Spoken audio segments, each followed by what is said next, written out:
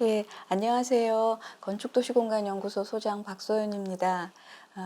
이번에 건축도시공간연구소와 한국도시설계학회가 도시설계학회 20주년을 기념하면서 도시설계에 대한 세미나를 하게 된 것이 기쁘고 다시 한번 도시설계학회 20주년을 축하드립니다. 이번 세미나는 그 주제 제가 받기로 21세기 도시설계의 담론과 실천, 그리고 부제로는 도시설계 누가 무엇을 해야 하나, 이 주제로 이제 숙제를 받았는데 이미 여러 우리나라 전문가분들이 의견을 주시는 인터뷰가 진행됐고, 아마 제가 마지막에 이제 마무리하는 인터뷰를 오늘 하는 것으로 들었습니다. 그래서 여러 좋은 말씀들을 해주셨을 텐데 오늘 저 역시 이 주제에 대해서 그동안 생각하고 있었던 바를 간략히 좀 설명드리고, 그리고 앞으로 우리 건축도시연구소와 학회가 좀 더 우리나라 도시설계의 발전에 함께 할 수 있는 길을 또 계속 모색해 보기를 바라고 있습니다. 20년이나 도시설계 학회라는 어떤 특별한 기관을 혹은 기구를 우리나라에 갖고 있다라는 것은 큰 축복이라고 생각합니다. 그만큼 우리 사회에서 도시 설계가 중요하다라는 학자들의 이제 모임이 공식화됐다라는 것이고, 그 일대 강병기 회장님 기억도 나는데 이미 그 이전에 제 기억으로 95년, 90년대 중반부터 여러 우리 선배 학자님들이 이제 강홍균 선생님 같은 분들 다 여러 학자들 모시고 정말 스스로들 도시 설계가 무엇인가라는 공부를 하셨던 기록을 보면서도 정말 선배님들이 이런 많은 고민들을 하셨었구나. 그런 고민 위에 20년 전에 이제 학회가 출발을 해서 지난 20년간 도시 설계라는 분야에 대해서 이제 쭉 이어져 온 그 전통이 되게 감사하게 생각합니다. 그 와중에 2007년도에 건축도시공간연구소는 우리나라의 건축과 도시 설계를 통해서 생활환경의 질 향상을 도모하고자 국책연구기관이 생겼었는데, 당시 여러 사정으로 부설기관으로 출발을 했다가 저희 역시 올해 기관 독립 법안이 통과돼서 원으로 승격하는 또 기쁜 그 일도 있었고, 이 모든 것들은 학계에서 그리고 우리 업계에서 도시 설계나 건축에 대한 열망이 함께 모여져서 이루어낸 성과가 아닌가 생각합니다. 그래서 학회의 20주년과 저희 연구소의 원 승격을 맞이하는 그런 또 시점에서 이런 인터뷰를 하게 된 저는 또 여러 가지 감사한 일들이 많고요. 각 분야에서 고민하던 여러 이슈들이 우리 사회가 발전하고 우리 도시가 점점 더 복잡해지는 이 가운데에 좀 더 다양한 방식으로 문제를 해결해 보고자 한 그 노력은 사실 도시 설계라는 어떤 중간 지점에서 만날 수밖에 없는 그 융합적 과제가 이미 우리 사회에 도래하고 있고, 저희 역시 지금 우리에게 벌어지고 있는 여러 바람직하다고 하는 해법들은 역시 굉장히 융합적 접근으로 해법들을 내고 있는 창의적인 것들이 많이 보이고 있습니다. 그렇게 봤을 때에 각 분야별 어떤 접근이라든가 분야별 어떤 이야기가 이제 더 이상 맞지 않는 질문이고, 당연히 각 분야가 하셔야 될 일도 있지만 이제 어언간 도시 설계라는 것은 어느 한 곳에 속한 이야기라기보다는 이미 태생적으로 융합적인 태생을 갖고 있었던 만큼 더더욱이 뭐와 다르다라는 게 아니라 뭐와 어떻게 함께 할 수 있는가의 질문으로 아마 이게 재편이 되어야 되는 것은 아닌가, 그런 생각을 하게 됩니다.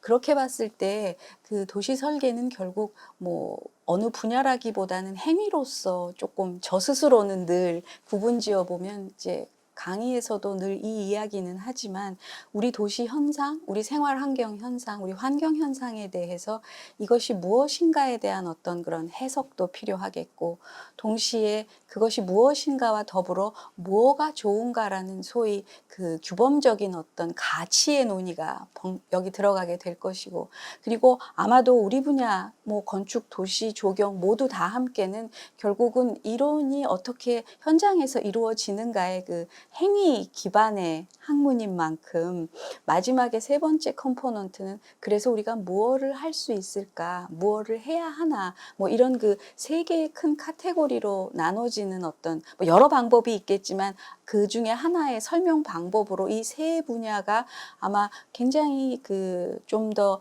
데이터 기반이나 증거 기반의 설명과 보다 더 현실적으로 그러니까 실천 가능한 어떤 해법을 찾아가는 그 방법의 모색으로 세 분야가 명실공히 같이 이어져 가야 하는 분야라고 생각합니다.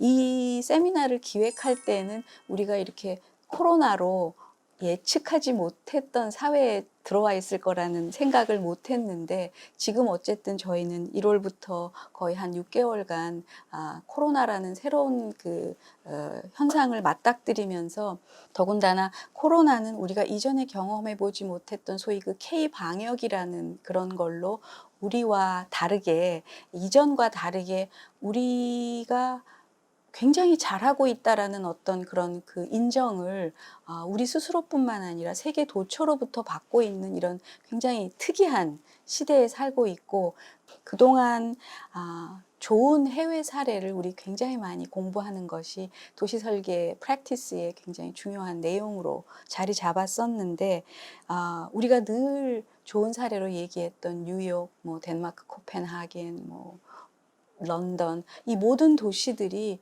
지금 그렇게 여러 좋은 도시 설계 이론과 프랙티스 사례들을 해왔지만 뜻밖에도 우리도 놀라고 그들도 놀랐듯이 이번 코로나라는 사태를 맞이해서 대책 없이 무방비로 이렇게 힘들어하고 있는 상황, 뉴욕에서 그 훌륭한 인프라라고 생각했는데 사실은 정작 죽어나가는 당시 자신들의 시민을 돌볼 수 없는 상황이라는 거, 그에 비해서 사실은 우리가 한때 굉장히 힘들었지만 이 코로나 사태에 대해서는 굉장히 적극적으로 잘 방어를 하고 있는, 아직까지는 하고 있는 이 사회 현상이 우리에게 도시 설계에 주는 질문이 무엇일까를 다시 고민해 보자면 아마도 원론적으로 다시 우리는 우리 도시를 어떻게 인식하고 있나, 우리는 우리 도시 문제를 어떻게 인식하고 있나 하는 소위 다시 공부를 시작해야 하는 그런 계기가 되어주는 것 아닌가, 그런 생각을 좀 해봤습니다. 그리고 해외 사례에서 우리가 레퍼런스로 잡을 것도 있지만 어쩌면 우리는 우리가 누군지를 잘 몰랐다라는 거를 요번 그 코로나 사태로부터 우리에게 새롭게 던져주는 질문, 그게 다시 치환된다면 도시 설계로서 우리가 우리를 다시 돌아보고 질문해 봐야 할 그런 상황들, 이런 것들은 이 시점에서 저희가 놓치지 말아야 할 중요한 숙제가 아닌가 싶습니다. 그렇게 봤을 때 우리가 잘하는 것은 사실은 알고 봤더니 굉장히 빠른 속도로 굉장히 중앙 집권형의 행정력을 동원하고 굉장히 협업을 뭐 의료진과 행정이 합하여서 아니면 죽어 나갈 테니까 그런 대응을 우리가 늘 걱정했던 협업을 한다거나 천천히 해야 된다거나 도시 설계가 어느 순간 예전 개발 시대와는 다르게 뭔가 더 천천히 지역 베이스로 주민 주도로 천천히 해야 된다라는 그 소위 담론이 틀리지 않습니다. 그 틀리지 않은 그 담론을 위해서 우리가 굉장히 노력했지만 굉장히 현장에서는 안 되는 점들도 많고 물론 그것을 이루어야 할 최대한의 노력을 도시설계 분야에서도 할 거라고 생각하지만 의외로 이번 코로나 사태는 우리가 뜻밖의 굉장히 잘하는 부분은 굉장히 효과적으로, efficiently,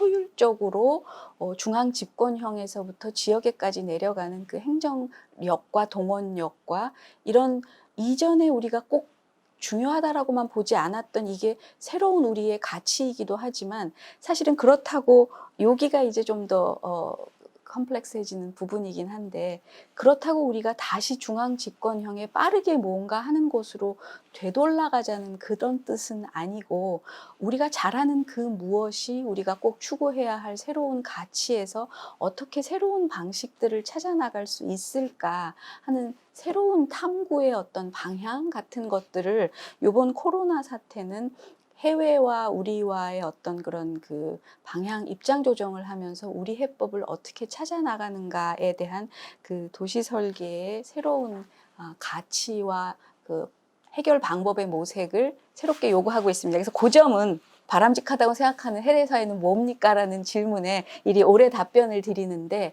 이 단순한 질문 자체를 바꿔야 할 것 같습니다. 해외 사례를 우리가 무엇 때문에 왜 볼까에 대한 질문이 먼저 선행되어야 하고 그 이전에 선행되어야 할 질문은 우리는 뭐를 잘하고 우리 문제가 뭐길래 우린 어떤 해법을 어떻게 찾아나가고 싶은데 혹여 해외 사례는 어떤 레퍼런스로 우리에게 적절하게 참고가 될 수 있을까라는 우리의 구조를 어떻게 하면 잘 마련해 볼 수 있을까. 아마도 그것이 도시 설계를 우리가 이 시점에서 다시 한번 짚어보는 그런 중요한 기반이 되어야 하지 않을까 그 생각을 해봅니다. 그리고 그 무엇보다 효율적인 요번 쾌방역 체계가 있지만 거기에 우리가 놓칠 수 없는 부분은 시민들의 적극적인 호응, 자발적인 어떤 그 사회적 거리두기 이런 것들이 얼만큼 잘 조화롭게 이 시스템을 마련해 나갔는가가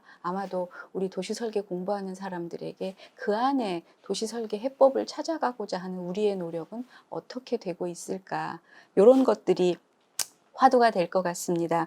우리가 어떤 사회적인 요구, 어떤 사회적인 문제에 직면하고 있나에 대한 치열한 고민, 그리고 우리가 뭘 잘하나, 우리가 뭘 모자라는가, 그리고 우리식으로 우리 현실에 맞게 해법을 찾아간다는 것은 무엇인가라는 지점에서 아마 연구자는 연구자대로, 실무자는 실무자대로 도시 설계에 대한 고민을 지속적으로 창의적으로 새롭게 해 나가야 아마 우리가 우리 후배들에게 좀 더 덜 부끄러운 이 연구자가 되지 않을까 그런 생각이 듭니다.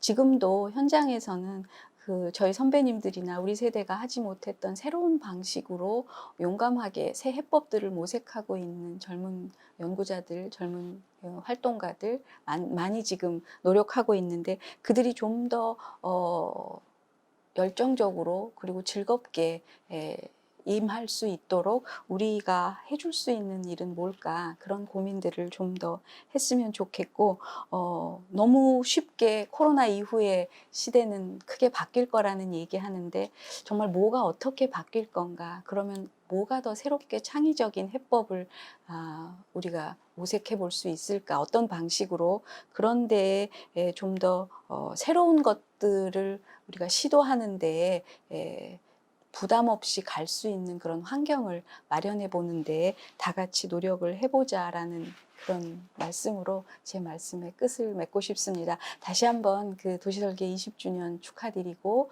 저희 연구소도 이제 원습경을 맞아서 좀 더 새로운 모습으로 서비스를 더 잘할 수 있는 연구기관으로 거듭나겠습니다. 다시 한번 감사드리고 축하드립니다. 고맙습니다.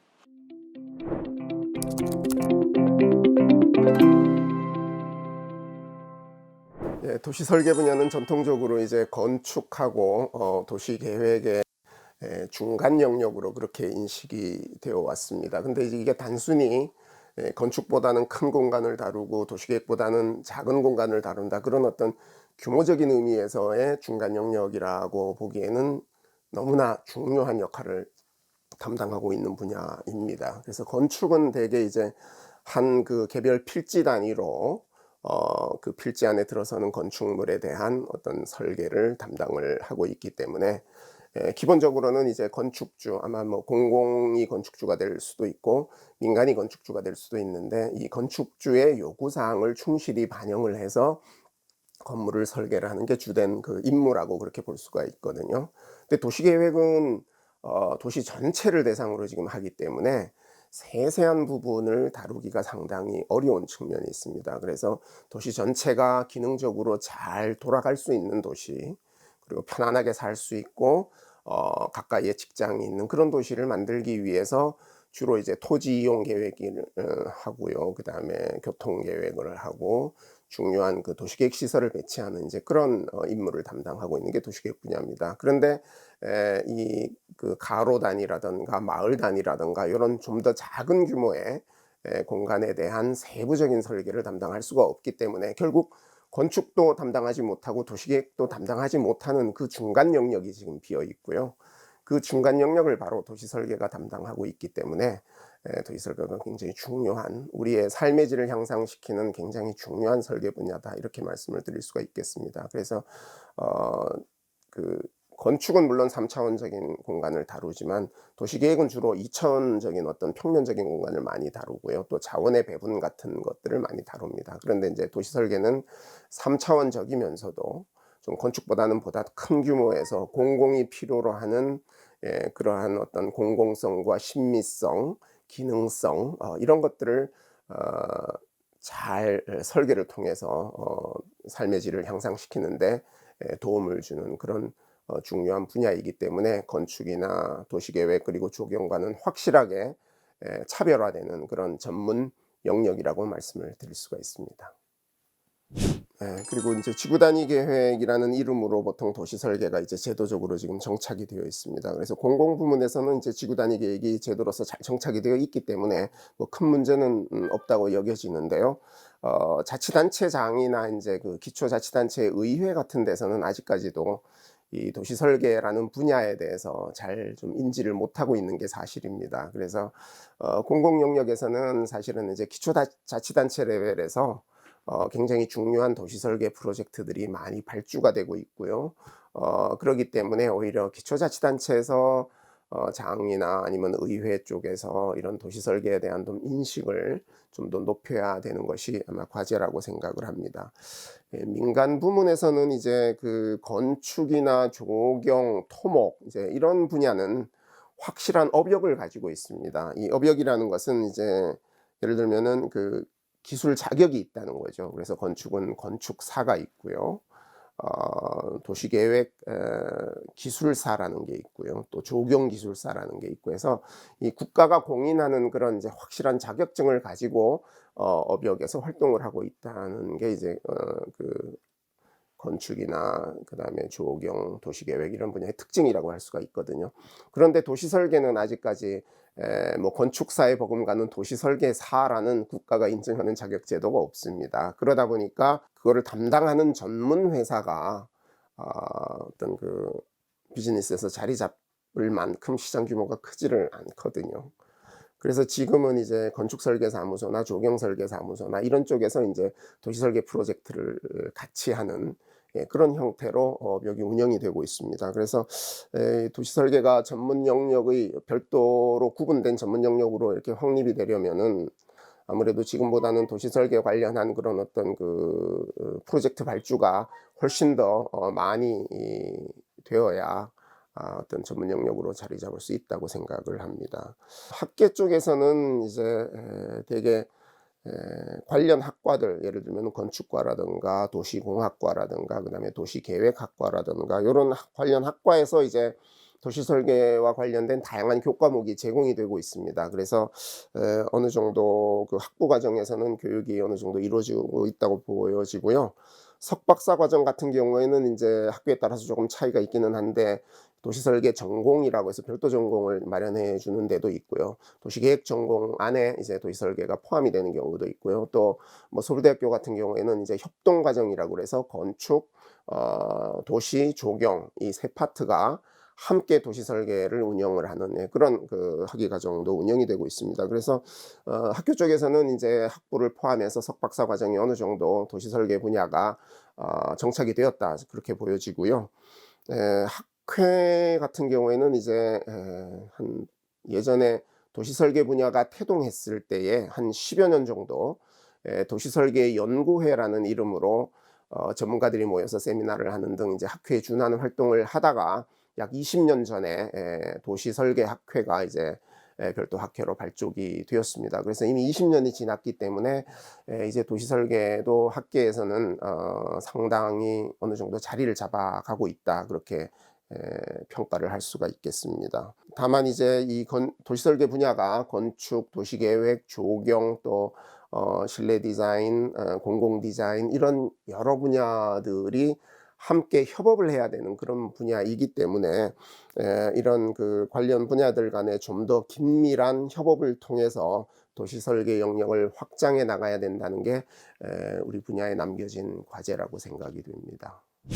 한국은 다른 외국의 그 도시들과 비교해 봤을 때 도시화의 그 기간이 상당히 짧다는 그 어떤 차이점을 가지고 있습니다. 우리는 이제 한국 전쟁을 겪고 나서 국토 전체가 파괴되었기 때문에 빠른 시간 안에 우리 그 삼터 도시들을 이제 회복을 시켜야 되기 때문에 짧은 기간에 우리가 아파트를 짓고 도로를 놓고 이런 이제 건설 사업들을 벌여왔습니다. 그래서 그런 측면에서 보면은 서구에서 이제 그 차분하게 짚고 넘어갔던 것들을 우리는 제대로 짚지 못하고 이 도시를 건설해 왔다는 그런 차이점이 있거든요. 또 하나는 우리나라는 이 부동산에 상당히 민감한 그런 그 경제 구조를 가지고 있습니다. 그래서 정권에 따라서 이제 부동산에 대한 어떤 그 진흥 정책이라든가 억제 정책 이런 것들이 반복이 되어 왔기 때문에 부동산을 진흥시킬 때는 굉장히 빠른 시간 안에 우리가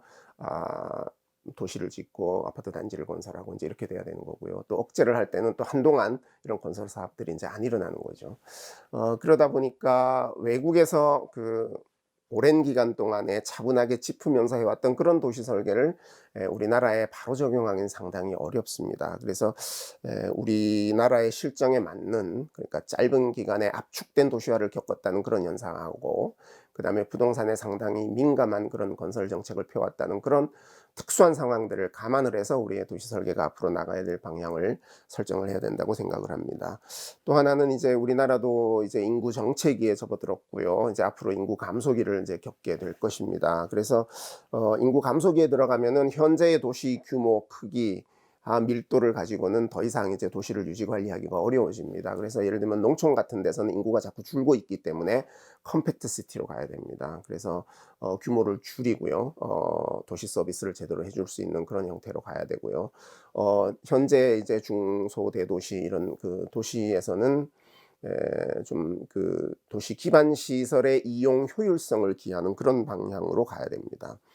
그래서 이러한 그 흐름은 2016년 에콰도르 키토에서 열렸던 제3차 UN 인간 정주 회의라고 하는 해비타트 3라고 하는 회의가 있었습니다. 거기에서 앞으로 20여 년간 이제 전 세계의 도시가 지향해야 될 목표들이 제시가 됐습니다. 그래서 큰 키워드들을 말씀을 드려보면은 이제 포용 도시, 도시에 사는 사람들이 잘 살고 못 살고 뭐 빈부격차를 떠나서 도시의 공공공간을 제대로 활용할 수 있게 하고, 또 도시 인프라 서비스를 받을 수 있는 그런 어떤 기본권을 보장하는 것이 이제 포용도시 개념이고요.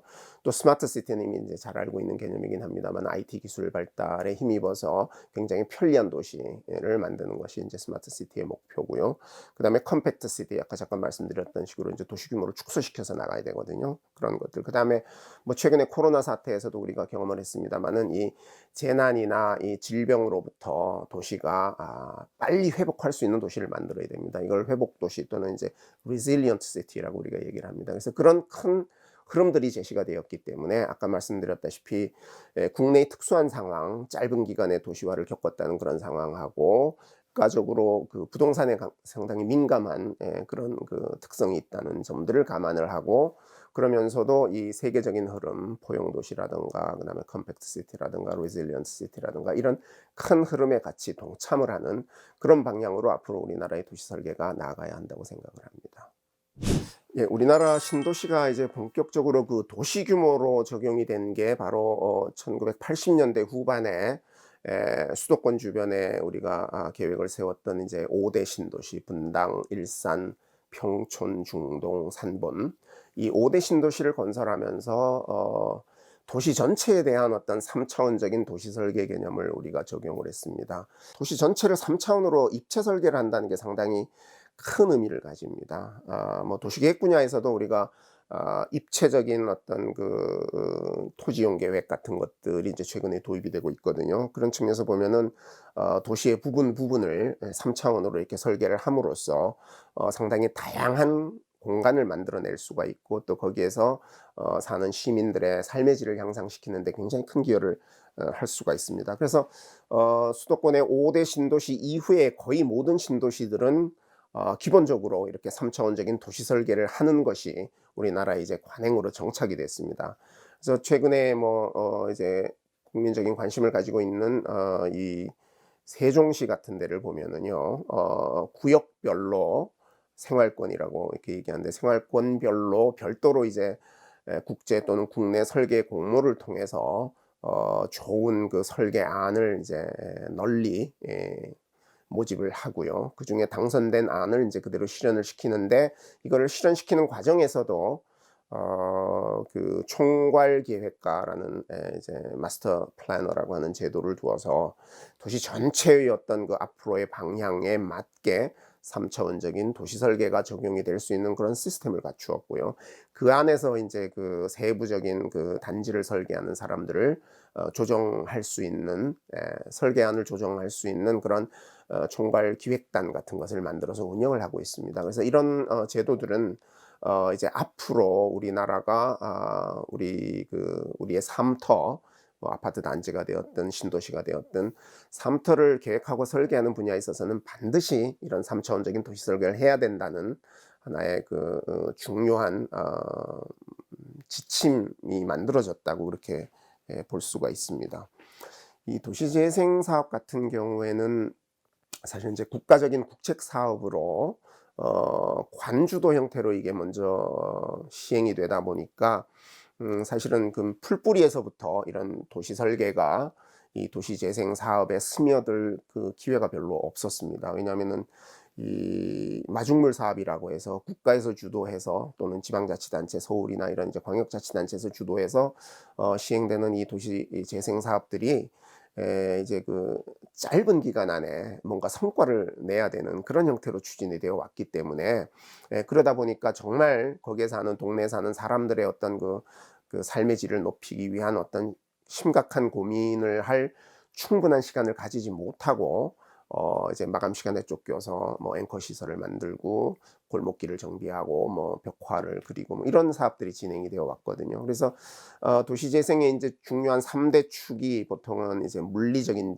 환경을 재생하는 게 있고요, 경제적인 재생이 있고요, 그리고 공동체를 재생하는, 이렇게 세 가지의 큰 축이 있는데, 그 중에서도 이제 물리적인 환경을 재생하는 분야에서 도시 설계가 굉장히 큰 역할을 해야 된다고 생각을 합니다. 제가 실제로 이제 현장에서 한 2년간 도시재생 사업에 관여를 하면서 살펴보니까, 도시재생 사업의 상당 부분이 도시 설계가 담당해야 될 역할입니다. 그런데 거기에 도시재생 전문가가 제대로 투입이 되지 못하고 있어요. 전국적으로 여러 곳에서 지금 동시다발적으로 도시재생 사업이 진행이 되다 보니까 거기서 세부적으로 이렇게 좀 3차원적인 공간 설계를 통해서 도시가 제대로 재생될 수 있는 그런 도시 설계 전문가의 역할이 정말 절실하게 필요한데, 이 공급이 따라가 주지 못하는 그런 현상이 있어서 상당히 아쉽다고 생각이 됩니다. 네, 업계에서 이제 도시 설계 영역은 이 업계라는 그 분야의 특성상 이게 이렇게 기술 자격 제도를 중심으로 움직이기 때문에, 건축 설계 사무소는 예를 들어서 건축 기사나 건축사를 고용을 해서 예를 들면 업역을 해야 되는 거거든요. 마찬가지로 이제 토목이나 그다음에 조경이나 도시계획이나 다 이렇게 이제 기사, 기술사, 이런 국가 공인 자격증 제도를 가지고 운영이 되는 분야이기 때문에, 별도로 지금 도시 설계 분야는 국가 기술 자격이 없기 때문에 도시 설계만을 전담하는 그런 회사가 큰 규모로 이렇게 활동을 하기에는 시장의 규모가 상당히 아직은 작다고 생각이 됩니다. 결국은 도시 설계 분야라는 분야의 특성상 이게 여러 인접 분야들과의 협업을 전제로 해서 가야 되는 거기 때문에, 건축, 그다음에 도시계획, 조경, 그다음에 토목, 교통, 이런 그 인접 분야들, 또 공공 디자인 분야도 같이 포함을 해서요, 이런 인접 분야들의 어떤 전문가들이 서로 협업을 해서 현장 중심의 어떤 프로젝트를 수행해야 되는 그런 특징이 있습니다. 그래서 뭐 이런 분야의 특성상으로 보면은 아직까지도 도시 설계만을 전담으로 하는 그런 회사가 활동하기에는 좀 어려운 시기이고요. 따라서 뭐 건축 설계 사무소나 그다음에 토목 엔지니어링 회사나 도시계획을 전담하는 그런 회사나 이런 쪽에서 이런 그 도시 설계 관련 프로젝트들을 하는 것은 뭐 자연스러운 현상이라고 생각이 됩니다. 앞으로는 이제 이런 그 도시 설계와 관련된 프로젝트들이 훨씬 더 좀 많이 발주가 되고 또 전문가들도 많이 배출이 되어서 좀 확고한 별도의 영역으로 자리를 잡았으면 하는 것이 바람입니다. 네, 이제 세계적으로는 뭐 지속 가능한 도시를 만들어야 된다, 탄소 배출을 저감해야 된다, 이제 이런 그 얘기들이 많이 오가고 있고요. 뭐 국제적으로 봤을 때도 이제 이런 분야를 감안하지 않고서는 뭐 현상 설계 공모에 당선이 될 수가 없는 것이 사실입니다. 그래서 예를 들면은 지구 단위 계획 차원에서 우리가 이런 지속 가능 도시라든가 탄소 배출 저감 도시를 실현하기 위해서 할 수 있는 것들이 몇 가지가 있습니다. 예를 들면은 바람길을 확보함으로써 그죠? 여름에 그 무더위를 좀 이렇게 식혀줄 수 있는 그런 단지 계획이 가능하고요. 또 도시 열섬 현상 완화를 위해서 예를 들면 건물을 적절히 배치를 함으로써 일조량을 좀 덜 받으면서도 시원한 바람이 잘 통할 수 있는 그런 건물의 주동 배치가 가능하거든요. 이런 것들은 이제 단지 계획 차원에서 3차원적인 설계를 통해서 도입이 가능한 거고요. 또 물 순환 체계를 도입함으로써 이제 한여름의 무더위를 또 이렇게 식혀줄 수가 있는 그런 측면도 있고요. 또 이제 지속 가능한 그런 도시를 생각을 한다면은 그 물 절약을 위해서 예를 들면 오수, 빗물을 받아서 재활용하는 그런 장치들을 아파트 단지나 이런 데서 의무화한다든지 또 중수도라고 해서 좀 화장실에서나 인제 그 청소를 위해서 쓰는 물 같은 것들은 상수도 물을 쓰는 게 아니고요. 빗물을 걸러서 하거나 아니면은 그렇게 많이 오염되지 않은 물을 1차 정화만 해 가지고 단지 내에서 순환시킨다든지 이런 상당히 다양한 방법을 통해서 지속 가능한 도시라든가 탄소 배출 저감 도시를 만드는 데 도시 설계 분야가 많이 기여를 할 수 있으리라고 생각을 합니다. 네, 도시 설계 분야는 우리의 삶을 담는 그 그릇을 만들어내는 분야입니다. 굉장히 숭고한 저는 직업 분야라고 그렇게 말씀을 드리고 싶습니다. 법규적인 용어로 말씀을 드리자면 이게 이제 법에는 공공복리의 증진에 기여하는 것으로 이제 그렇게 되어 있습니다. 그게 도시계획 관련 내용을 말하는 건데요. 이거를 좀 쉽게 풀어서 말씀을 드리자면은 결국은 그 도시와 시민, 다른 말로 하면은 이제 공간과 사람이 되겠죠. 공간과 사람에 대한 어떤 애정과 사랑을 공간 언어로 풀어내는 그런 직업이라고 저는 정의를 하고 싶습니다. 따라서 우선적으로 이제 사람과 그 사람의 삶에 대한 이해, 그다음에 그 사람들이 모여 사는 어떤 사회에 대한 이해, 이런 것들이 뒷받침이 되어야 좋은 도시 설계를 할 수가 있습니다. 그래서 뭐 인문학이라든가 사회학이라든가 요런 그 인문 사회 분야의 어떤 기본 지식과 그다음에 인간과 사회에 대한 어떤 이해를 바탕으로 출발을 해야 되고요. 거기에다가 인제 추가로 우리가 공학이나 과학적인 지식이 같이 여기에 부과가 되어야 됩니다. 예를 들면은 인제 도로망을 계획을 하고 설계를 하는데 차량의 흐름이라든가 이런 것들을 정밀하게 계산을 할 수가 있어야 되고요. 교통 그 혼잡을 완화시키기 위해서는 그런 어떤 신호 체계라든가 이런 것들을 굉장히 공학적으로 계산을 통해서 풀어내야 되는 부분이 있거든요. 그러니까 아름다운 도시를 만드는 것도 중요하지만 효율적으로 그죠? 잘 돌아가는 도시를 만드는 것도 굉장히 중요한데 이 두 가지가 다 필요한 분야가 도시 설계 분야입니다. 그래서 뭐 분야로 보면은 인문, 사회, 과학, 공학에다가 인제 예술적인 신미성까지를 아름다운 도시도 만들어야 되기 때문에요. 그런 예술 분야까지 해서 한 5개 분야, 최소한 5개 분야가 이 말하자면은 인제 융합해서 만들어내는 분야입니다. 그래서 뭐 최근에는 인제 그 학문적인 융합 이런 걸 굉장히 많이 강조를 하고 있는데 도시 설계는 그 태생부터가 이미 융합 분야고요. 그 융합의 영역도 한두 가지 융합이 아니고 5가지 이상의 그 분야가 융합된 그런 분야다 그렇게 말씀을 드릴 수가 있습니다. 그래서 뭐 명실상부 융합 학문 분야이고요. 따라서 이런 학문적인 어떤 자부심을 갖고 우리 도시설계 연구하시고 그다음에 업역에서 활동하시는 분들이 그런 자부심을 갖고 좀 우리 국민들의 삶의 질을 향상시키는 최첨단에서 우리는 일을 한다. 그런 생각으로 좀 자부심을 갖고 일해 주셨으면 감사하겠습니다.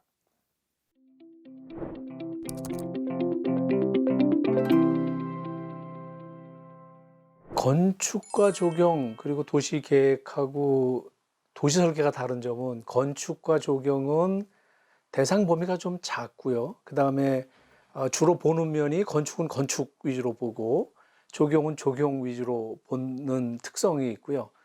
그에 비해서 도시 계획은 범위도 상당히 넓고요. 주로 보는 것은 기능적 측면을 주로 보게 되고요. 근데 도시 설계는 범위는 그 중간 정도가 주로 다루어지게 되고 거기에 기능적인 면 플러스 미적인 면, 시각적인 측면을 통합적으로 본다는 관점에서 차이가 있습니다. 예, 이게 도시 설계라는 거가 굉장히 학제적인, 그러니까 뭐 건축, 조경, 도시계획 이런 부분들을 아우르는 학제적 성격을 갖고 있다 보니까 하나의 학과에서 배우는데 굉장히 좀 한계가 있고요. 그래서 도시 설계를 인정받으려고 하는 부분에서는 굉장히 오랜 시간이 걸리고 경험이 많아야 되고 이런 문제들 때문에 하나의 영역으로 인정받고 활동하는 데는 좀 제약이 있는 부분이 많고요. 그러다 보니까 도시 설계에 경험이 많은 사람들은 오랜 시간이 걸리다 보니 이쪽을 지원하는 사람들이 중간에 포기하거나 이래서 도시 설계에 많은 경험과 또 학식을 갖고 있는 사람들이 그렇게 많지 않다라는 부분이 한계라고 생각이 듭니다. 우리나라의 경우에는 이 분야가 건축, 조경, 도시계획 또 도시설계라는 분야가 너무 세분화돼 나눠져 있다가 보니까 통합적 교육을 받는 데는 좀 한계가 있고요. 그럼에도 불구하고 앞으로 도시설계가 굉장히 중요한 분야이기 때문에 이 부분에 관해서는 조금 더 각 분야에서 건축이든 도시 부분이든 도시 설계가 좋은 도시 설계가를 키우려고 하는 노력들 그리고 그것에 관련된 교과목이나 훈련 과정들을 조금 더 보강해야 될 거라고 생각이 됩니다. 예, 도시 설계 분야의 업적이라고 하면 그동안에 우리가 대규모 개발을 한다든지 또는 새로운 개발을 할 때 통합적 관점으로 보는 부분에 있어서 도시 설계가 상당히 많은 역할을 했다고 생각이 들고요. 그래서 우리나라는 늦게 시작했지만 선진국 수준으로 이 도시 환경을 만드는데 많은 역할을 도시 설계적 관점의 활동가들이 했다라는 면에서 좀 역할을 많이 했다고 생각이 들고요. 최근에 건축 교육은 너무 지나치게 건축 디자인에 경도돼 있어서 도시에 대한 감각을 키우는 데는 좀 한계가 있어서 앞으로 도시설계 분야에서 활동할 후배들에게는 조금 안 좋은 환경이다라는 생각이 좀 들어서 이 부분은 좀 아쉬운 부분이고요. 또 하나는 그 도시설계에서 이 직접 설계를 하는 분야가 아니라 도시를 관리하는 분야로서의 지구단위 계획이라는 제도가 있는데 이 분야에서 도시설계적 관점을 가지고 도시설계적 능력을 가지고 활동하는 사람들이 별로 없습니다. 도시설계가 해야 될 역할임에도 불구하고 조금은 미진한 부분이라고 생각이 들고요. 이런 부분들을 앞으로 도시설계가 조금 더 영역을 넓혀가면서 또 도시설계에 관심 있는 사람들이 이 분야에 관심을 가지고 활동하게 된다면 도시설계가 조금 더 많은 역할을 할 수 있지 않을까 생각합니다. 여러 분야 사람들이 도시 설계에 참여하고 있다고 생각을 하는 것은 저는 당연하다고 생각하고요. 왜냐하면 각 분야들이 다 크게 보면 아름다운 도시 또는 효율적인 도시, 이상적인 도시를 만드는 분야에서 역할들을 하고 계시기 때문에 각 분야의 접점이 만나는 부분이 되면 도시 설계로 만나게 되기 때문에 각 분야가 다 도시 설계를 한다라고 이야기하는 것은 이해가 됩니다. 그럼에도 불구하고 전문 분야로서의 도시 설계는 또 독특한 분야가 있다고 생각합니다. 이거를 종합적으로 보는 관점도 가져야 되고 이 안에서 공공적 가치를 추구하는 것 이런 부분들이 또 각 분야에서 하시는 도시설계가들하고 전문 분야로서의 도시설계가들이 하는 역할하고의 차이라고 생각이 듭니다. 도시설계의 영역을 그러니까 좀 멋진 시각적 디자인을 주로 하는 것이다라고 한정해서 보면 사실은 지금 많은 현재 나타나고 있는 그 지구적인 문제들, 지속 가능성, 탄소 배출 이런 문제들의 큰 역할을 하기에는 한계가 있다라고 생각할 수 있지만 저는 그렇게 생각하지 않습니다. 도시적 관점에서 기존의 생각과 기존의 사고방식과는 달리 새로운 문제를 풀어내려고 하는 다양한 접근 방식, 이것이 이제 도시 설계가 추구해야 될 광의적 의미라고 본다면 저는 도시 설계가 해야 될 일이 아직도 상당히 많다고 생각을 하고요. 도시에서 우리가 앞으로 겪게 될 여러 가지 문제들을 해결하는 데 있어서 도시적 접근을 통해서 새로운 문제를 해결하는 다양한 노력들, 그거를 종합적 관점으로 바라보면서 해결하려고 하는 것들, 이런 부분들이 도시설계가 가지고 있는 장점이라고 생각하기 때문에 앞으로도 할 일이 굉장히 많다고 생각이 듭니다. 앞으로 도시설계 분야의 요구가 굉장히 많이 나올 텐데요. 우리나라 학제에서는 도시설계를 전문으로 가리키는 학제가 따로 없기 때문에 뭐 건축을 공부하고 또는 뭐 조경을 공부하고 또는 도시계획을 전공하고 도시설계 분야로 와서 활동하게 되는 거죠. 경험을 쌓아가면서.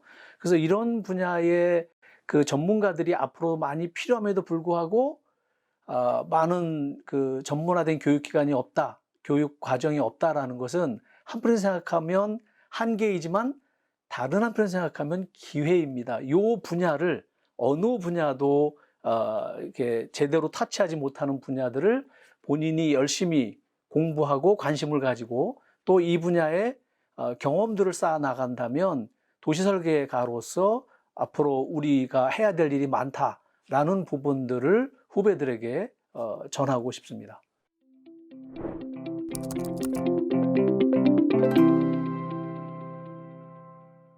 예, 한국도시설계학회 창립 20주년 축하드립니다. 지난 아마 10년 전일 거예요. 예, 도시설계학회 10년사를 정리할 때 그 집필 역할을 맡은 적이 있는데, 이 도시설계학회가 그 만들어지게 된 그 과정을 좀 말씀드릴게요. 2000년 3월 아마 도시설계학회가 창립됐는데, 이 도시설계학회의 그 전신이 있었습니다. 모태가 됐던 게 바로 도시설계연구회입니다.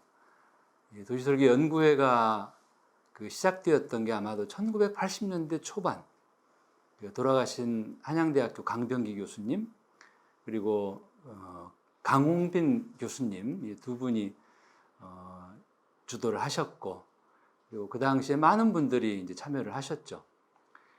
이 도시설계연구회는 원래 모임으로 아마 매달 마지막 주 월요일 날 이렇게 한 번씩 모임을 가졌습니다. 제가 94년에 서울연구원에 박사학위를 하고 들어갔을 때에도 그때 마지막 주 월요일 날 도시설계연구회 모임이 있었고, 저도 이제 자연스럽게 연구회 멤버로 참여하게 되었습니다. 그 도시설계연구회 활동을 쭉 기록했던 자료들이 있습니다. 86년부터 94년까지 그 원래 회의 내용을 기록했던 자료고, 그리고 이제 제가 그 간사 역할을 맡았던 94년부터 99년까지 그 자료고, 그리고 98년부터 이제 그 도시설계학회 창립 얘기가 나왔고, 2년여 정도 이 학회 준비 작업을 거쳐서 이제 2000년에 학회가 이제 만들어지게 되었죠.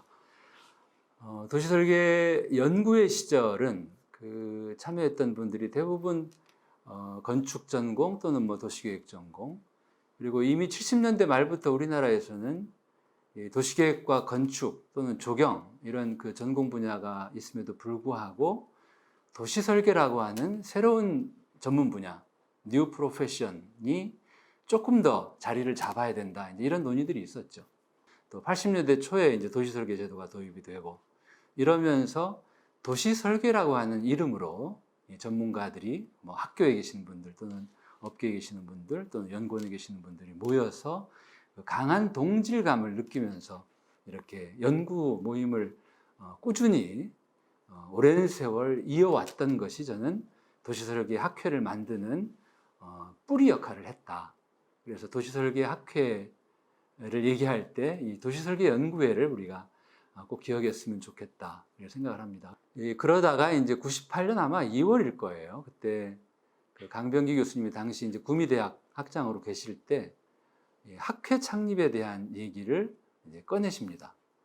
그러니까 지금까지 도시설계 연구회가 한 20여 년 느슨한 조직으로, 자유로운 조직으로 회장도 없는, 그저 간사만 있는 이런 형태로 운영해 왔는데 이제는 조금 더 체계적인 조직으로 이를테면 학회 같은 형태로 좀 단단하게 다시 태어나야 되지 않겠는가, 이제 이런 그 화두를 꺼내셨고, 그달 모임에 참석했던 분들 또 많은 그 다양한 의견들을 개진했습니다. 치밀하게 준비를 한 결과 2000년 3월 초에 당시 서울대학교에서 창립총회를 했던 기억이 납니다.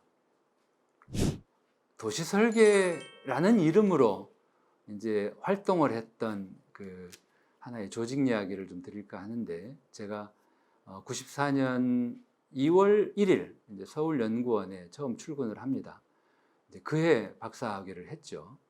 그리고 서울연구원은 92년 10월 1일 창립을 했지만 이제 본격적인 활동은 93년 초부터 연구 활동을 시작을 했죠.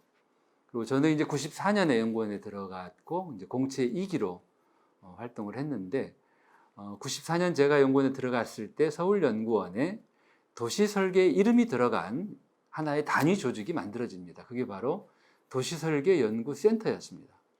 그 당시 센터장은 서울대학교 이제 정년하신 김광준 박사님이 맡으셨는데, 그때 아마도 대한민국에서 도시설계라는 이름이 들어간 어떤 그 조직은 도시설계연구센터가 처음이 아닐까 이렇게 생각을 합니다. 그래서 그때 과연 도시설계가 무엇냐, 많은 논란들도 했었고, 서울연구원에서 이미 있는 도시계획 연구 분야가 있는데도 도시설계센터는 왜 필요하고, 도시설계센터의 할 일은 기존의 도시계획 연구부와 어떻게 다른가, 이런 많은 그 논의들이 있었죠. 그래서 저는 개인적으로 이렇게 도시설계센터에서 근무했던 13년 기간이 굉장히 그 자부심을 느끼고 또 보람을 느낍니다. 그때 서울연구원에서 저희 센터, 도시설계센터에서 했던 일들을 이렇게 요약을 하면, 첫 번째는 서울의 경관관리 연구였습니다. 한강변의 경관관리, 또 구릉지 경관관리, 옥외 강구물에 이르기까지 아름다운 도시 경관을 유지하기 위해서는 기존의 도시계획의 역할 또는 건축의 역할, 조경의 역할 못지않게 도시설계의 역할이 필요하다. 도시설계가 해야 될 일 중에 하나가 바로 경관관리였다. 이런 연구를 했고, 그리고 또 하나의 도시설계 연구로 새롭게 시작했던 게 바로 보행공간 연구입니다. 정작 이 도시공간 가운데 자동차가 다니는 공간에 대한 연구는 많이 있었지만, 사람이 길을 걷는 보도 또는 공원 또는 작은 광장, 이런 보행공간에 대한 연구는 거의 없었죠. 그래서 우리 도시설계연구센터에서 사람을 위한 도시공간, 이 보행공간에 대한 연구가 90년대 후반부에 이렇게 불이 붙었죠. 그리고 또 하나 도시설계센터에서 열심히 했던 연구가 역사보전 연구입니다.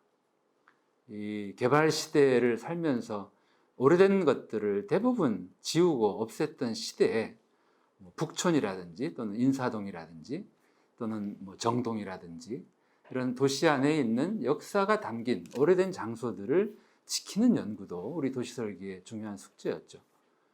그리고 또 하나 90년대 후반부터 열심히 했던 연구가 마을 만들기 연구입니다.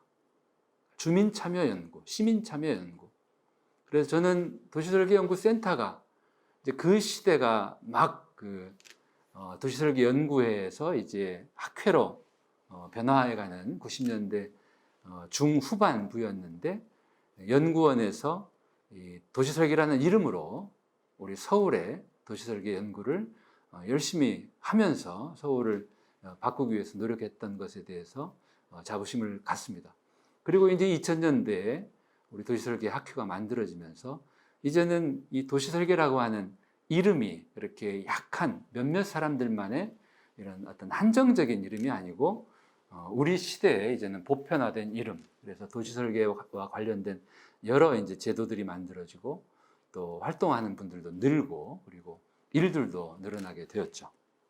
도시설계에 대한 그 많은 논의들이 있었습니다. 저는 이제 도시설계를 이제 그렇게 비유합니다.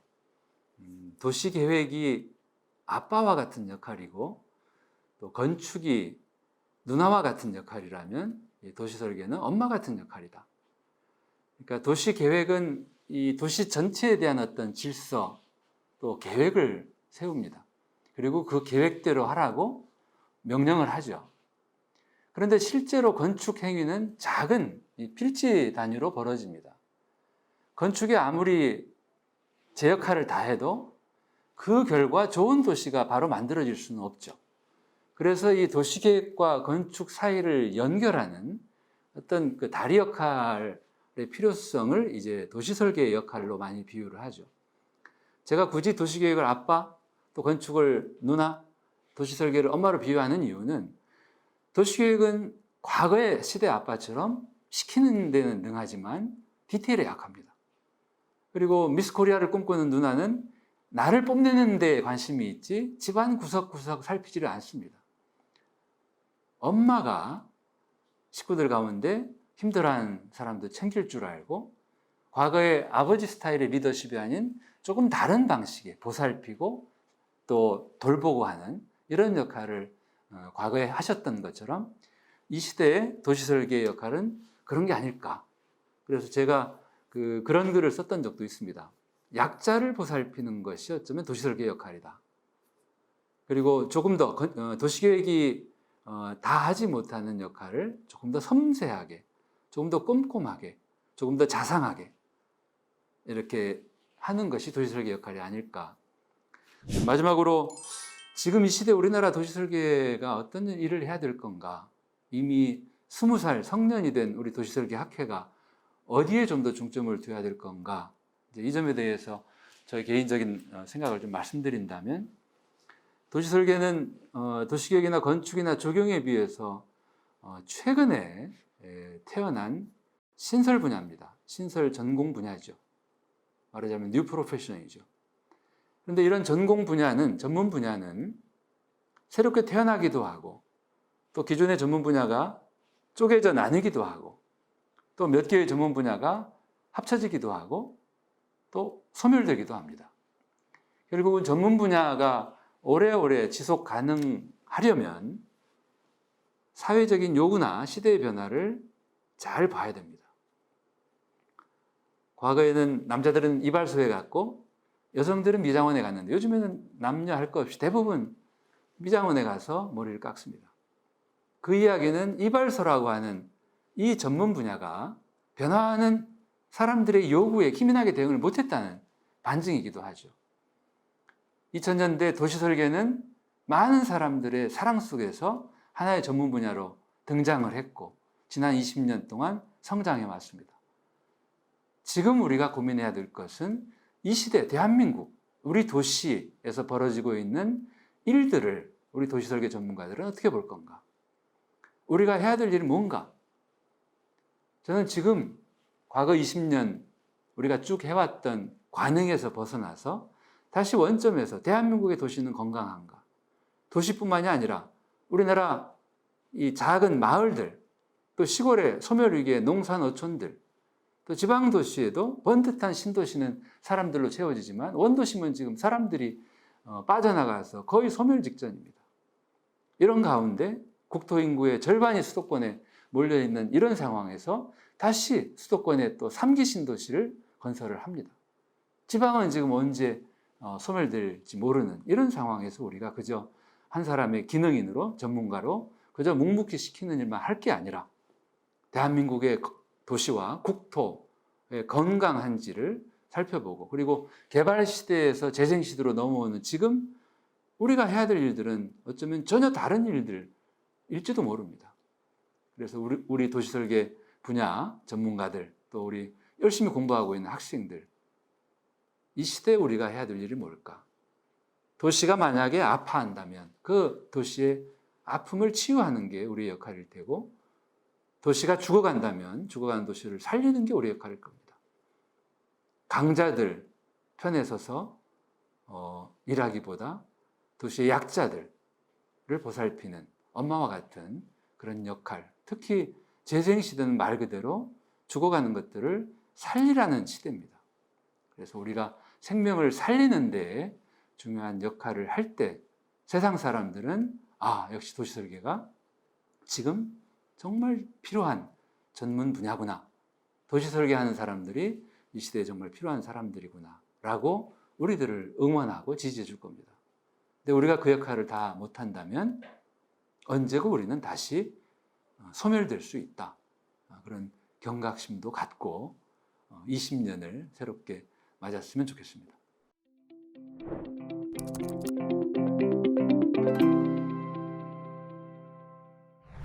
도시 설계는 범위와 다루는 영역이, 내용이 굉장히 탄력적으로 정해진다는 겁니다. 다시 말씀드리면 건축은 일반적으로 우리가 알고 있는 것처럼 건물을 다루죠. 도시계획은 도시 전체의 정책이라든지 계획이라든지 이런 관점에서 도시 전체를 봅니다. 조경은 물론 그 나름대로 영역이 있죠.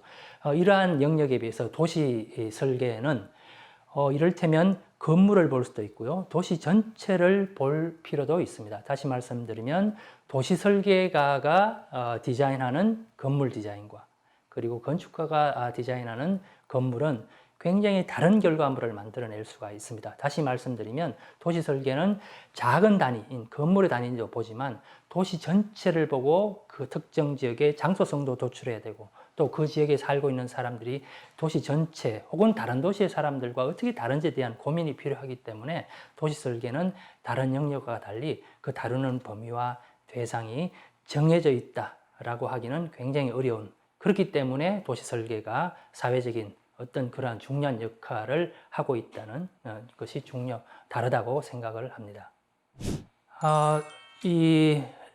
저는 이제 학교에 있기 때문에 학계가, 즉 학교에 있는 교수들이, 전문가들의 역할이 이 세 개의 영역에 있어서 굉장히 중요하다고 봅니다.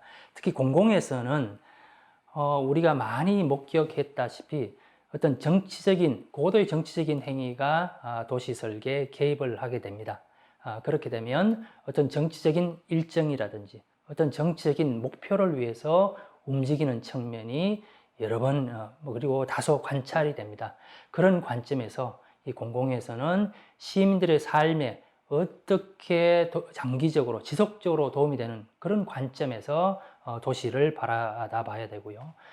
그리고 민간은 아무래도 사업성 위주로 도시를 볼 그런 한계가 있을 수밖에 없습니다.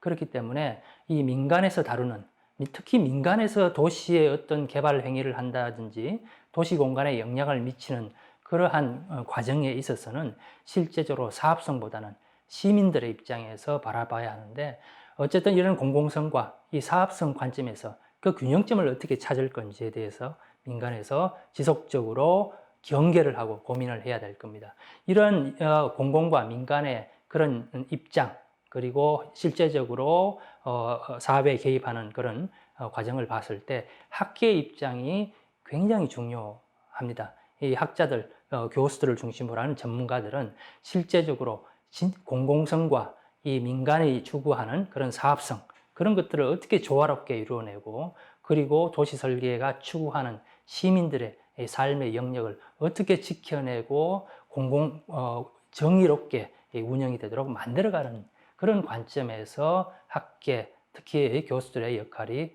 중요하다고 봅니다. 도시는 그 나라의 문화를 보여주는 게 가장 그 도시 설계가 추구하는 바이기도 합니다.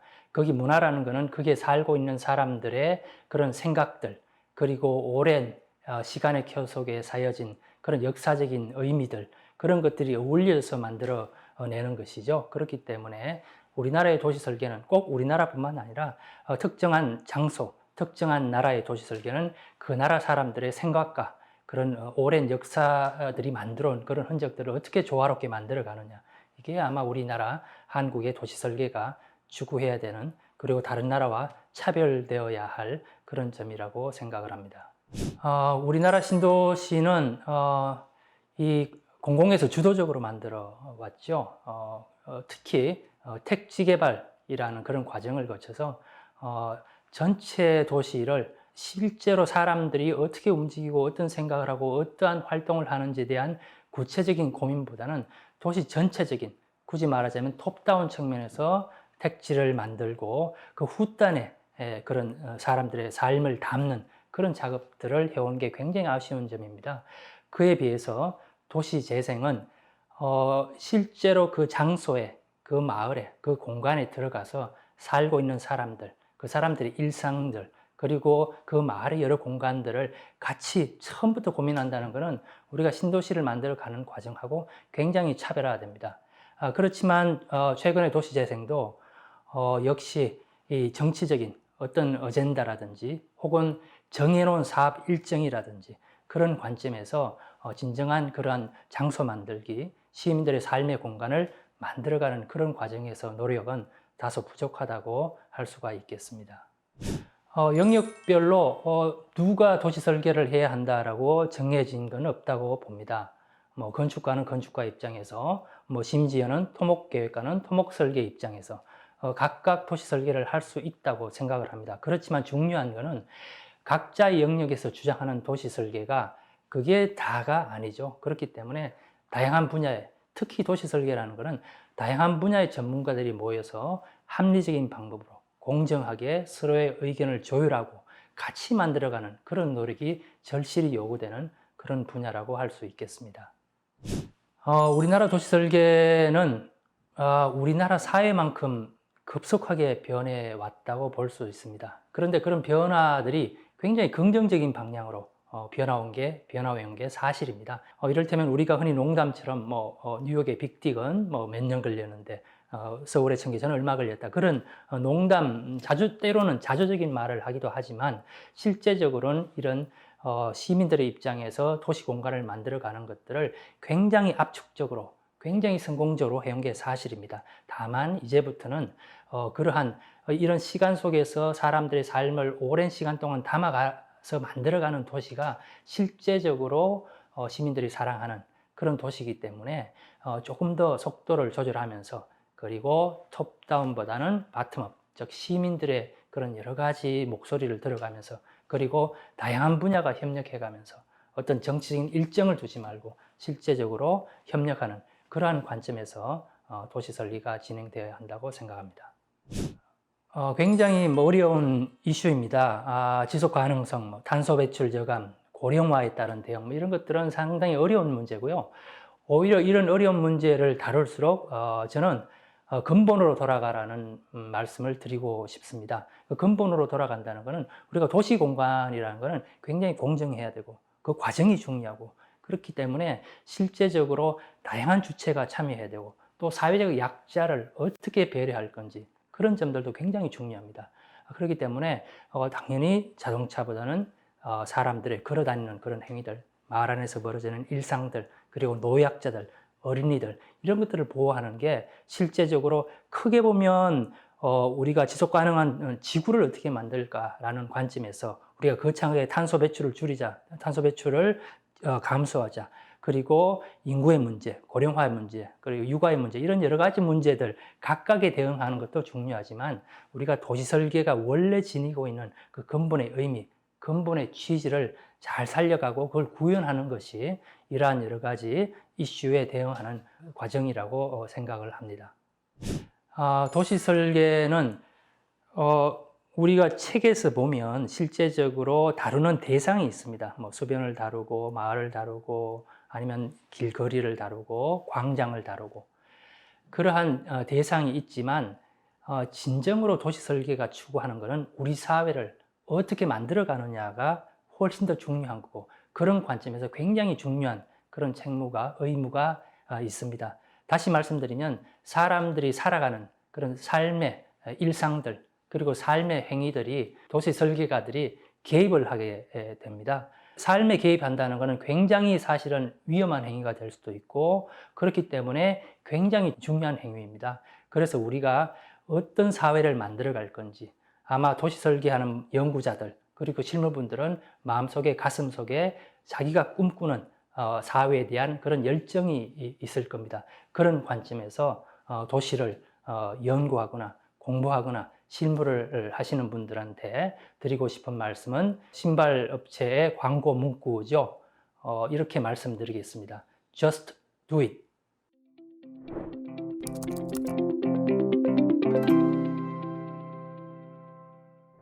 도시 설계라는 거는 뭐 다른 건축이나 도시계획 조경 이런 거하고 많은 부분을 공유하고 있습니다.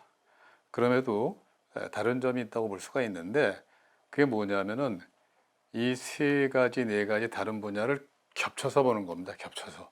혹은 뭐 중첩해서 본다고 그럴까?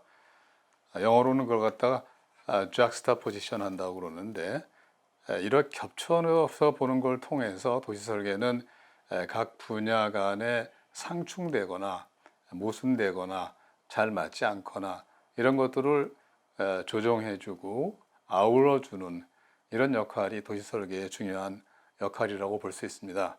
뭐 한 가지 예를 들 것 같으면은 어떤 경우에 뭐 도시 설계하는 사람, 뭐 건축하는 사람, 조경하는 사람, 또 뭐 다른 이런 거 하는 사람들이 같이 여행을 갔는데 여행 갔다 오고 난 다음에 찍어온 사진을 주르륵 보니까는 건축한 사람은 건물만, 조경한 사람은 가로하고 공원만, 그리고 또 도시계획한 사람은 넓은 도시만 이렇게 찍어왔는데 도시 설계한 사람은 바로 도시 속에 가로와 건물이 겹쳐져 보이는 이런 사진을 찍어왔다고 합니다.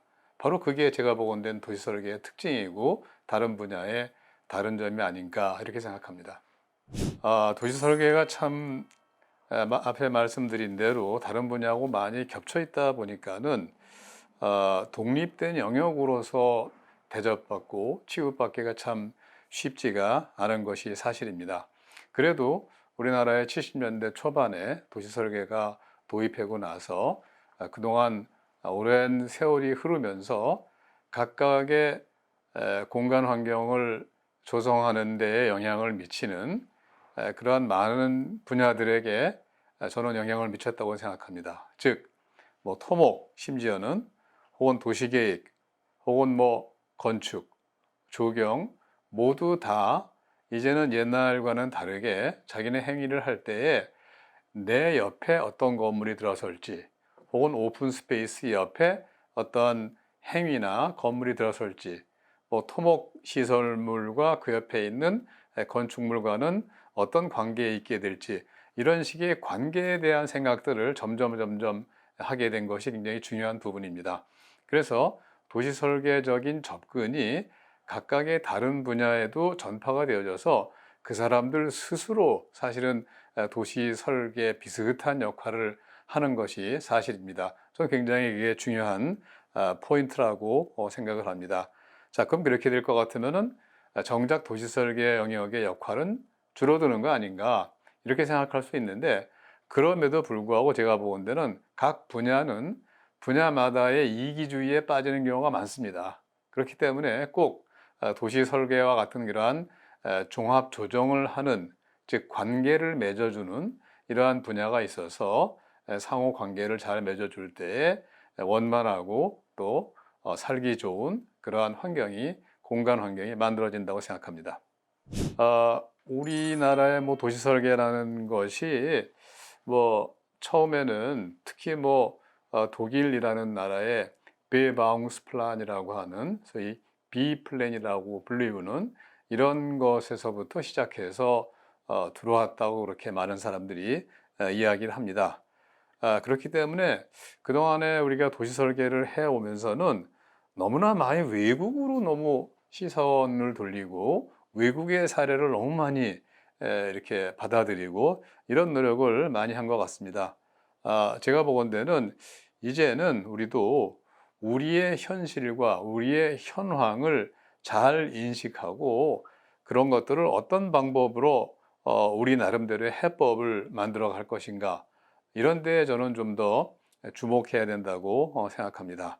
그리고 난 후에 뭐 다른 나라, 해외 이런 데에서는 어떤 방식으로 처리하고 있는가, 이런 것들을 참조하는 이런 수준에 있어야 된다고 생각합니다. 이제는 그야말로 외국에서 들어온 이 도시 설계를 우리 한국적인 것으로 만들어서 한국의 현실에 꼭 맞는 이러한 도시 설계를 해 나갈 때가 됐다고 생각합니다. 특히 도시 설계가 들어오고 난 다음에 신도시나 이런 것들이 또 많이 90년대 또 뭐 2000년대를 통해서 많이 만들어졌기 때문에 신도시에서 이런 도시 설계적인 아이디어를 적용시키기 위해서 많이 노력을 해왔습니다. 실제적으로 신도시는 굉장히 많이 계획과 설계의 자유가 있습니다. 그럼에도 불구하고 항상 잘 아시는 바와 같이 소위 개발 경제성, 분양성 이런 것들이 신도시에서도 역시 크게 제약점으로 작용을 하고 있습니다. 좀 더 발주처라고 하는 소위 뭐 무슨 공사 이런 데가 발주처라고 이렇게 얘기할 수가 있는데, 이런 발주처에서 좀 더 전반적인 환경의 질에 관심을 가지고 도시 설계를 대접하고 또 도시 설계를 적용하고 그래야지, 하나의 단지나 하나의 필지를 개발하는 개발업자의 단기적이고 아주 작은 공간 부분에 있어서의 문제 때문에 도시 설계를 어떻게 보면 어렵다, 혹은 뭐 많은 민원이 생긴다, 이렇게 취급할 것은 아니라고 생각합니다. 그리고 최근에는 또 도시 재생이라고 하는 것이 굉장히 화제이고 많은 실무들이 이루어지고 있는데, 여기에서는 제가 보건대는 신도시와는 다르게 그나마 기왕에 있던 기성시가지의 소위 얘기하는 컨텍스트 혹은 문맥, 이런 것들이 있는 이런 곳입니다. 그래서 사실은 도시 설계는 이 도시 재생 쪽에서는 훨씬 더 기존에 있는 컨텍스트를 잘 고려를 하면서 도시 설계를 해야 될 텐데, 사실 현실에서는 너무나 동떨어진 개발들이 많이 일어나기 때문에 도시 설계하는 분야 혹은 도시 설계하는 사람으로서는 참 고민이 깊어질 수밖에 없습니다. 어쨌거나 간에 좀 더 기존 시가지의 물리적인 혹은 사회적인 혹은 경제적인 맥락을 고려하는 도시 설계가 되도록 해야 할 것입니다. 물론 개발 경제성은 여기서도 예외는 아닙니다. 그렇지만 개발 경제성에만 치우친다고 그럴 것 같으면 우리는 결코 좋은 도시를 만들기 어려울 것입니다. 타협을 해서 개발 경제성과 좀 더 나은 도시의 공간 환경, 이 두 가지를 언제든지 잘 타협을 해서 만들 필요가 있다고 생각합니다.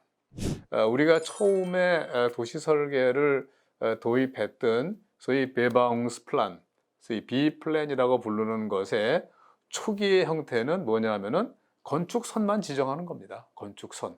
그게 왜 그러냐면은, 건축선이 왜 중요하냐면은 바로 건축선이란 공공의 땅과 공공의 영역과 개인의 영역 사이에 경계를 분명히 하는 것이기 때문에 아주 중요한 겁니다. 기본적인 질서를 잡아가는 데 있어서. 제가 보건대는 뭐 많은 우리 시내에는 그저 건축선만이라도 잘 분명하게 지정하면은 그 나름대로 의미 있는 도시 설계가 충분히 된다고 생각합니다. 그리고 만약에 욕심이 좀 난다고 그럴 것 같으면은, 보통 건축선은 2차원적인 평면에 이루어지는 선인데, 입체적인 건축선이 바로 높이입니다. 높이의 규제가 바로 입체적인 건축선이라고 볼 수가 있습니다. 그러니까 부분적으로 어떤 필요한 경우에는 입체적인 건축선 정도를 해서 이 건축선 두 개만 가지고도 저는 제가 보건대는 많은 것을 할 수가 있습니다. 근데 지금 우리 도시 설계의 작업들은 너무나 복잡합니다. 제가 보건대는 이 부분은 아무래도 발주하는 발주 기관 혹은 시라든지 군이라든지 이런 데에서 공무원들이 너무나 많은 것을 요구하기 때문에 그런 것도 있는데, 제가 본 데는 학회나 전문 분야에서는 그렇게 좋은 환경을 만들어 가는데 도시 설계가 복잡하게 할 필요가 없다. 이런 인식도 제가 보건대는 만들어줘야 된다고 생각을 합니다. 요즘은 뭐 건축가가 나타나서 내가 도시설계 다 한다. 조경하는 사람이 나타나서 나도 도시설계 하는 사람이고 나 도시설계 많이 알아. 혹은 뭐 교통, 토목 이런 하는 사람들도 도시설계 꼭 한다고 그러지 않을지라도 자기네들도 디자인에 관한 많은 것들을 고려를 하고 있다고 그렇게 이야기하고 있습니다. 뭐 이런 경향은 저는 앞에 말씀드린 대로 상당히 긍정적인 경향이라고 생각을 하고 또 이런 경향이 만들어지기까지 그동안에 우리나라의 도시설계 분야가 크게 기여했다고 생각합니다. 그렇지만 아무리 건축가가, 아무리 조경설계가가, 아무리 뭐 교통이나 토목하는 사람이 도시설계를 잘 알고 자기네들이 할 수 있다고 그러지만은 제가 보건대는 그거는 너무 스스로를 과도하게 올려세운, 과도하게 칭찬하는 것이라고 생각합니다. 흔히 말하는 대로 중이 제 머리 못 깎는다고 건축하는 사람이 옆 건물과의 관계라든지 앞에 있는 가로와의 관계라든지 이런 것들을 충분히 고려를 하면서 설계를 할 수 없는 경우가 정말 많습니다. 그거는 뭐 건축가 스스로의 자질이나 능력도 관계가 있지만은 그거보다 더 중요한 거는 건축주라고 하는 사람들이 언제든지 건축가의 뒤에는 있습니다. 사실 건축가는 건축주의 희망이나 요구를 뿌리칠 수 없는 그런 입장에 있는 사람입니다. 사실 그런 것들을 잘 해결해 줄 수 있는 게 미리 도시 설계를 해서 큰 프레임워크를 잡아놔서 건축가들이 훨씬 더 편하게 창조적인 활동을 해줄 수 있게 만드는 것도 도시 설계의 역할이라고 볼 수가 있겠습니다. 그래서 제가 보건대는 도시 설계가의 역할은 언제든지 중요하고 또 계속 필요한 그런 분야라고 생각을 합니다.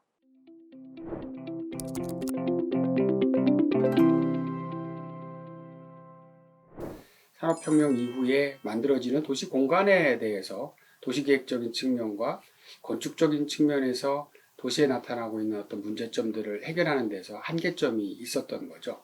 어떻게 보면 도시계획적 갖고 있는 단점 또는 건축이 갖고 있는 단점 또는 장점과 장점들을 잘 결합해서 도시 공간의 환경의 질을 향상시킬 수 있는 그런 것들이 무엇일까라는 고민 속에서 사실은 도시 설계라고 하는 것들이 태어난 거고, 그래서 그런 부분들이 가지고 있는 긍정적인 효과들이 계속 나타나다 보니까 도시 설계가 도시계획과 건축과 분리돼서 하나의 학문으로 성장되어 가는 과정을 오랜 동안 지켜왔고, 현대도시에서는 이러한 공간의 질적인 향상 이런 부분에서 도시설계가 많은 역할을 하고 있다고 보고 있습니다.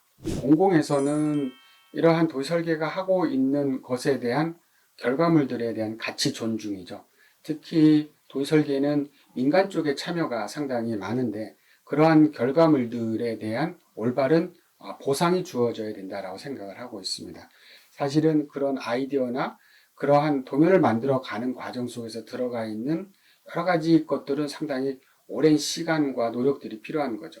그래서 그런 부분들에 대한 가치에 대한 평가들이 필요하지 않을까라는 생각을 하고 있고요. 민간에서는 어떤 말씀을 좀 드리고 싶으냐면은 민간은 사실은 민간의 어떤 이익을 추구하는 것들이 가장 중요하다고 생각을 하고 있습니다. 그럼에도 이런 도시 설계 분야에서 하고 있는 민간은 어떻게 보면 공공이라고 하는 부분들을 끊임없이 생각해야 된다. 즉 도시 공간은 완전하게 민간 영역이 아니고 공공 영역이기 때문에 민간 부분에서는 민간의 활동을 하지만 그 부분에서 이런 민간 활동을 통해서 공적 기여를 얼마만큼 할 수 있을 것인가 라고 하는 것들을 끊임없이 생각을 해주면 그런 부분에서 공공과 민간의 협업이 잘 이루어질 거라고 생각을 하고요. 또 학계는 나름대로 학문적인 발전을 위해서 여러 가지 연구들을 하고 있습니다만은 중요한 것 중에 하나는 그런 학계를 통해서 나온 연구 결과들이 실무에서 또는 공공에서 사용할 수 있었으면 좋겠다. 단순히 연구자만을 위한 연구가 아니고 그 연구를 통해서 도시 공간에서 설계를 하게 되는 그런 담당자들이 또는 정책을 결정하는 공공기관의 종사자들이 그런 것들을 활용할 수 있도록 해주는 그런 부분이 훨씬 더 연구를 위한 연구도 중요하지만 연구를 통한 활용성이 있는 그런 부분에서 각각의 역할을 해주는 것이 더 중요하지 않을까라는 생각을 해봅니다. 사실 그 도시 설계가 이렇게 발전할 수 있었던 것은 1980년대 이후에 저희들이 이제 신도시를 만들면서 이 도시 공급과 더불어서 도시 설계의 제도들이 이제 운영되고 있는 그런 부분들이 상당히 도시 설계 분야가 발달될 수 있도록 노력을 한 것 같습니다. 그러면서 최근에는 3기 신도시를 만들면서 그에 대한 중요성을 더욱 또 인정을 하고 있고, 그러다 보니까 도시와 건축의 입체 계획 또는 통합 계획이라고 하는 부분들을 다시 이야기를 하고 있습니다. 그런 부분에서 어떻게 보면 신도시를 만들면서 이 도시 설계의 중요성이 더욱더 부각되고 있다라고 생각을 하고 있고요. 또 하나는 이제 도시 재생에서도 이런 도시 설계의 중요성들을 많이 인정받고 있습니다. 도시 재생을 하면서 단순하게 텍스트적인 그런 것들이 주가 이루었던 거에서 이제는 주민들과의 의사소통을 하기 위해서 도면이라든지 또는 다이어그램이라든지 이런 부분들이 단지 글을 통해서 하는 것보다 훨씬 더 전달력이 있고, 또 주민들이 원하는 그러한 재생 사업의 내용들을 끄집어내는 데 있어서 적정한 표현 수단으로 사용되고 있어서 지금의 그 도시재생 뉴딜에서는 특히 이제 도시 설계 분야를 전공했던 분들이 특히 이제 활성화 계획을 수립한다든지 또는 활성화 계획에 기반을 둔 사업들을 진행해 나가면서 많은 역할들을 하고 있습니다. 사실 요새 최근에 이제 다른 분야에서도 예를 들면 뭐 건축이라든지 조경 또는 교통 또는 토목계획 이런 쪽에서도 도시 설계라고 하는 것들을 굳이 도시 설계가라고 하는 전문가들을 내세우지 않더라도 각각의 분야에서 기존의 도시 설계가들이 했었던 그러한 도시의 공간 환경에 대한 역할들을 할 수 있다라고 하는 목소리들이 나타나고 있습니다. 그런 것들은 사실 이제 반가운 거라고 저는 생각을 하고 있습니다. 아시다시피 최근에 많은 일들을 진행해 가는 데 있어서 중요하게 이루어지고 있는 패러다임들은 각각의 분야들을 통해서 아이디어를 가지고 그런 것들을 융합하고 협업하는 그런 체계 속에서 문제들을 해결하는 그런 방법론들을 수행해 나가고 있습니다. 바로 그것이 이제 도시 설계가 과거서부터 했었던 그런 작업 방식이죠. 어떤 하나만을 가지고 하는 것이 아니라 다양한, 예를 들면 도시 설계라고 하는 것이 도시계획 또는 건축, 조경, 그 다음에 정책, 도시 행정 여러 가지들의 각각의 이해 당사자들의 이야기나 목소리, 의견들을 들어서 그거를 조정 중재하는 그런 과정 속에서 그런 것들을 다이어그램이나 도면으로 표현해서 실행하는 과정들을 겪었기 때문에 그런 부분들이 현재의 어떤 도시 문제를 해결하는 방법론으로 매우 적합한 거죠. 그래서 오히려 각각의 분야에서 그런 목소리를 내는 건 이제 긍정적이다라고 생각을 하고 있습니다. 그렇지만 그것들을 이제 통합하거나 최종의 결과물을 만들어내는, 예를 들어서 마스터 플랜을 만들어낸다든지 또는 활성화 계획을 만들어낸다든지 이런 부분에 있어서는 최종적으로 그런 것들을 어떻게 보면 뭐라고 그럴까요? 하나의 아웃풋으로 만들어내는 데 있어서는 그들이 각각의 분야에서 역량은 출중할지라도 그것들을 꿰매고 하나로 만들어내는 데는 조금 아직까지는 좀 완벽하지 않다 이런 생각들을 가지고 있습니다. 그래서 이런 부분들에 있어서 각각의 영역에 대한 것도 존중을 하지만 그런 부분에서 아무래도 도시 설계 쪽에서 하고 계신 분들이 다른 영역에서도 그런 생각들을 갖고 계시다면 저희들 스스로도 그런 부분들을 조금 더 역량을 배게할 수 있도록 하는 그런 노력들을 좀 해야 할 시대가 와 있다라고 하는, 어떻게 보면 더 발전할 수 있는 책찍이라고 저희들은 생각을 할 수 있겠습니다.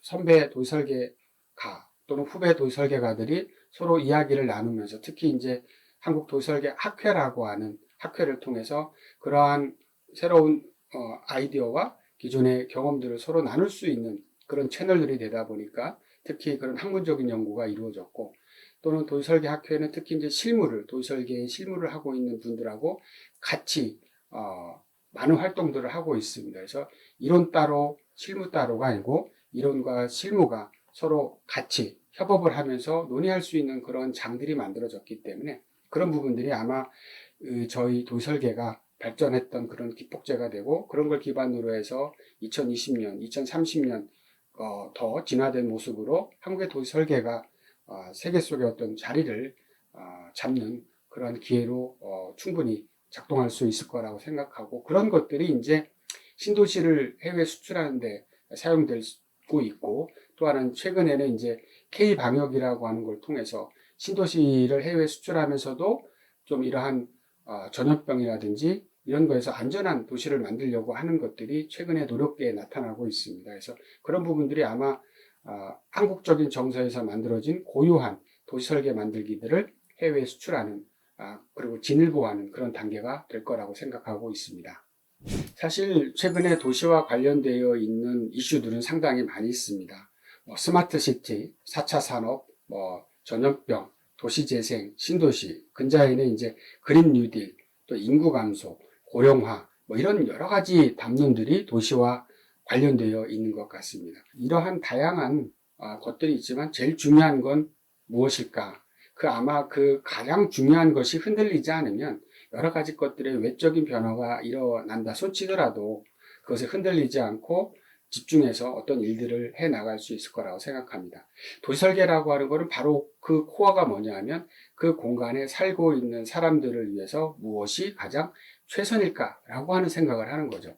그곳에 살고 있는 사람을 중심으로 하고 그 사람이 살고 있는 공간들을 통해서 이 사람들에게 행복한 삶의 질을 향상시킬 수 있도록 하는 그 노력을 꾸준히 해왔기 때문에 외부에서의 그런 변화들은 이런 사람들이 살아가는 데 있어서 필요한 변화이기 때문에 그런 변화를 통해서 이 공간들을 어떻게 조금 바꿔줄까, 아니면 이 사람들이 이런 변화 통해서 이런 행동들을 하기 때문에 거기서 적합한 환경들을 만들어줄까라고 하는 고민들을 하게 될 거라고 생각하고 그것들이 가장 중요하다고 생각합니다. 그래서 도시공간을 만들면서 제일 중요한 사람이라고 하는 것들을 끝까지 놓치고 있지 않기 때문에 그런 것들을 통해서 많은 또 변화되어 있는 그러한 도시공간을 만들 것이다. 예를 들면 지금과 같은 감염병이라고 하는 것들이 나타나고 있기 때문에 현재 저희들이 도시를 만들면서 도시를 설계하면서 생각하고 있는 여러 가지 것들이 변화가 될 수밖에 없는데 그런 부분들을 즉각적으로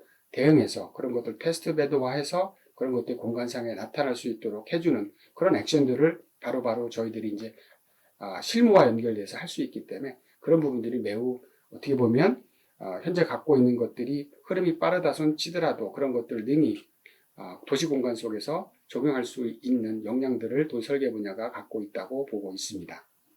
도시설계 쪽에 관심을 갖고 계신 연구자들 또는 실무자들이 상당히 많을 거라고 생각을 합니다. 저도 개인적으로 학부 때 건축을 전공했고 석사 때 도시설계를 전공했고 그 다음에 실무를 통해서 도시설계를 접했고 그 다음 학교에서 도시설계 분야를 가르치고 있습니다.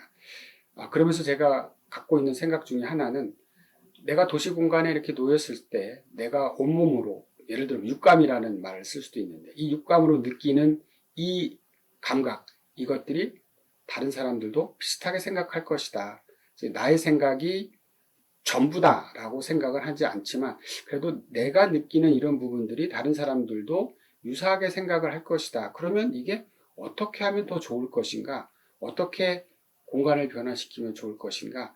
내가 살아가면서 이렇게 하면 훨씬 더 좋을 텐데 라는 끊임없는 변화, 안주하기보다는 어떻게 해주면 더 이 공간에서 살고 있는 사람들에게 더 나은 삶을 해줄 수 있을까라고 하는 끝없는 고민들이 필요하지 않을까라는 생각을 합니다. 실무자들에게 말씀드리고 싶은 것들은 이런 학문적인 결과가 나온 것들을 어떻게 실무적으로 잘 받아서 할 것인가 라고 하는 부분들에서 이론적인 것들을 항상 놓치지 않는 그런 자세가 중요하겠고 두 번째로는 사실은 도시설계는 공익과 사익이라고 하는 것을 항상 부딪히고 있는데 그 중에서 어떤 부분들이 훨씬 더 그 공간에서 살고 있는 사람들에게 중요한 것인가 라고 하는 것을 항상 염두에 둘 필요는 있다.